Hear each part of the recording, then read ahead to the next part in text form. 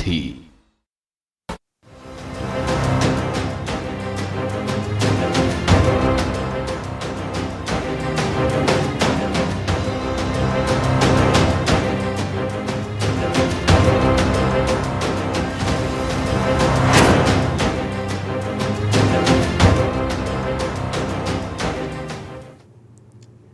तो हम बात कर रहे हैं विपक्ष का विरोध, मुगल चैप्टर क्लोज। दरअसल देश के साथ ही उत्तराखंड राज्य में एनसीईआरटी की किताबों से मुगलों का इतिहास हटाने पर सियासत गर्मा गई है। दरअसल उत्तराखंड के बच्चे भी अब मुगलों का इतिहास नहीं पढ़ सकेंगे। यहाँ सरकारी स्कूलों में एनसीईआरटी का पैटर्न लागू है, जिसके तहत इसी साल से एनसीईआरटी का ये बदलाव लागू हो जाएगा।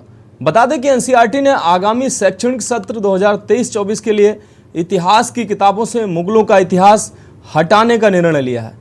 एनसीईआरटी ने 11वीं की किताब से इस्लाम का उदय, संस्कृतियों में टकराव, औद्योगिक क्रांति, समय की शुरुआत के चैप्टर सिलेबस से हटाए हैं, जिसको लेकर विपक्ष ने सरकार पर निशाना भी साधा है। देखिए हमारी रिपोर्ट।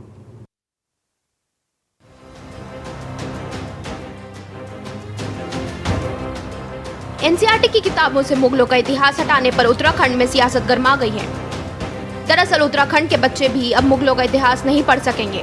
यहाँ सरकारी स्कूलों में एनसीईआरटी का पैटर्न लागू है, जिसके तहत इसी साल से एनसीईआरटी के ये बदलाव लागू हो जाएगा। बता दें कि एनसीईआरटी ने आगामी शैक्षणिक सत्र 2023 से 24 के लिए इतिहास की किताबों से मुगलों का इतिहास हटाने का निर्णय लिया है। एनसीईआरटी ने 11वीं की किताब से इस्लाम का उदय, संस्कृतियों में टकराव, औद्योगिक क्रांति, समय की शुरुआत के चैप्टर सिलेबस से हटाए हैं, जिसको लेकर विपक्ष ने सरकार पर निशाना साधा है। बीजेपी का तर्क है कि जिन मुगलों ने भारत को लूटा है, ऐसे मुगलों के इतिहास को बच्चों को पढ़ाना सही नहीं। वहीं कांग्रेस ने बीजेपी पर तानाशाही का आरोप लगाया है। इसके साथ ही कांग्रेस का कहना है कि हर बार इतिहास सिर्फ प्रेरणा के लिए नहीं पढ़ा जाता, बल्कि सीखने के लिए भी इतिहास को पढ़ा जाता है। बच्चों को भी मुगलों के शासनकाल में क्या कुछ हुआ ये पढ़ना जरूरी है। कांग्रेस का आरोप है कि बीजेपी आरएसएस की कविताओं को बच्चों को पढ़ाने के लिए ये सब हथकंडे अपना रही है। देखिए, भारतीय जनता पार्टी पूरी तरह से तानाशाही के मूड में आ चुकी है। देश ऐसा लगता है कि 2014 में ही आजाद हुआ इनके सत्ता पर काबिज होने के बाद, और अब अगली गाज गिरी है सिलेबस पे। एनसीईआरटी ने अपने सिलेबस से तमाम चीजें हटा दी। आड़ तो ये मुगल काल की ले रहे हैं कि मुगल शासक कभी भी हमारे लिए प्रेरक नहीं रहे, इसलिए हमने उसको हटवा दिया। इतिहास में हर चीज प्रेरणा के लिए नहीं पढ़ाई जाती। इतिहास सबक सीखने के लिए होता है कि जो इतिहास में हुआ है उन गलतियों को देखकर, उनसे सीखकर हम वो गलतियां ना दोहराएं। कहीं ना कहीं मोदी जी के अंदर एक कहते हैं ना कीड़ा है कि वो इतिहास पुरुष बनना चाहते हैं और हर चीज को बदल डालना चाहते हैं, लेकिन इतिहास तो इतिहास होता है, उसको दोबारा नहीं लिखा जाता। देखिए, मुगल कभी भी हमारे लिए प्रेरक नहीं है, अब ना ही प्रेरणा के स्रोत है। मुगलों ने भारत को लूटा है, अत्याचार, अनाचार, दुराचार किया है। हमारी जो संस्कृति थी उस संस्कृति को तहस-नहस करने का काम मुगलों ने किया है। तो मुगल हमारे लिए प्रेरक नहीं रहे हैं। कुछ लोगों के लिए प्रेरक रहे हैं क्योंकि वो तुष्टीकरण की राजनीति करते रहे हैं। इसलिए ऐसे सभी चैप्टर्स हटने चाहिए थे जो आज भारतीय जनता पार्टी की सरकार में हमारे मुख्यमंत्रियों के द्वारा एक साहसिक कदम उठाया जा रहा है, और इसको देश के लोग सराहना भी कर रहे हैं। देखिए, भारतीय जनता पार्टी की जो केंद्र की सरकार है, जनता अब उनसे 9 साल के कार्यकाल की उपलब्धियां पूछ रही है, उनसे सवाल कर रही है। और जो उत्तराखंड की सरकार है, 6 साल में उसने उत्तराखंड के हित में क्या किया, इस पर सवाल पूछ रही है। तो उन सवालों से ध्यान हटाने के लिए भारतीय जनता पार्टी हमेशा कुछ ऐसे धार्मिक बखेड़े खड़ी करती है कि जिससे लोगों का उनकी नाकामियों से ध्यान हट जाए। असली बात यह है, भाजपा के पास इस समय केंद्र में भी बहुत भारी बहुमत वाली सत्ता है, राज्य में भी है।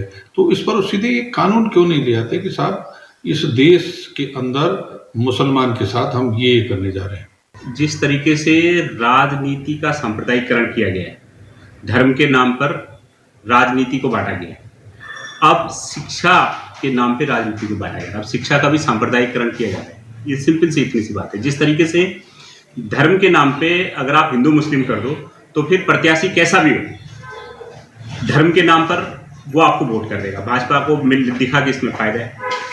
इसी तरीके से जो भाजपा शिक्षा माफिया है, जो सरकार में जो शिक्षा माफिया हावी है, चाहे भाजपा के जो तमाम जो प्राइवेट स्कूल्स हैं जैसे शिशु मंदिर है या जो प्राइवेट और अन्य स्कूल हैं, इनको फायदा पहुंचाने के लिए इनकी जो लूट है ये जारी रहे और इनके द्वारा जारी लूट का गलत इफेक्ट जो है सरकार पे न पड़े, इसलिए शिक्षा को भी अब धर्म के आधार पर बांटा जाए। एक तरफ जहां राज्य में एनसीईआरटी की किताबों से मुगलों का इतिहास हटाने पर बवाल मचा हुआ है, तो दूसरी तरफ उत्तराखंड में आईसीएसई बोर्ड की क्लास 2 की इंग्लिश की किताबें में छपे अब्बू अम्मी के शब्द पर भी अभिभावकों ने सवाल खड़े किए हैं। बच्चों के परिजनों ने इस पूरे मामले की जिलाधिकारी देहरादून से शिकायत भी की है। जिलाधिकारी देहरादून डॉक्टर सोनिका ने विवादित चैप्टर और छात्र के माता-पिता की शिकायत पत्र को जांच के लिए भेज दिया है। आपको बता दें कि बीते 4 अप्रैल को देहरादून निवासी मनीष मित्तल ने जिलाधिकारी देहरादून सोनिका से शिकायत की, जिसमें उन्होंने बताया कि उनका बेटा 7 साल का है और शहर की एक आईसीएसई बोर्ड के स्कूल में कक्षा 2 में पढ़ता है। इंग्लिश विषय की गुलमोहर 2 नाम की किताब के एक पाठ में मदर फादर की जगह अम्मी अब्बू लिखा गया है, जो कि घोर आपत्ति का विषय है। उर्दू का वाक्य प्रयोग करने के मामले में उन्होंने आपत्ति दर्ज करते हुए इस तरह के शब्दों का प्रयोग कर हिंदुओं की भावनाओं को आहत करने का आरोप लगाया है। नहीं, जनसुनवाई में कुछ पेरेंट्स आए थे मेरे पास और एक स्कूल है जिसके अंदर एक पब्लिकेशन की बुक है जिसके अंदर अम्मी अब्बू से संबोधित किया गया है माता पिता को, तो उसी में उनको ऑब्जेक्शन था और जिसके क्रम में वहाँ पे मुख्य शिक्षा अधिकारी उपस्थित थे। उनको मैंने कहा कि इसका संज्ञान लेते हुए तत्काल जांच करें और जो भी कार्रवाई हो सकती है नियमानुसार, क्योंकि देखना पड़ेगा ये किस तरह से एफिलिएटेड है, किस तरह से बुक पब्लिकेशन में आई और किस तरह से स्कूल्स इसको यूज़ कर रहे हैं। पूरी प्रक्रिया को देखते हुए नियमानुसार कार्रवाई की जाएगी। कुल मिलाकर एक बार फिर से देश के साथ ही उत्तराखंड में इतिहास को मिटाने पर विवाद छिड़ गया है। निश्चित ही इस पर सियासत होना लाजमी है, लेकिन सवाल यह है कि आखिर क्यों मुगलों का इतिहास पढ़ाने से सरकार को आपत्ति है? क्या नई पीढ़ी को मुगलों के बारे में जानने का हक नहीं? क्या सरकार अपनी सुविधा के अनुसार पाठ्यक्रम को तय करेगी? क्या आईसीएसई बोर्ड अपनी इंग्लिश की किताब में छपे अम्मी अब्बू शब्द को हटाएगा? देहरादून से के न्यूज़ इंडिया के लिए अंकित काला की रिपोर्ट।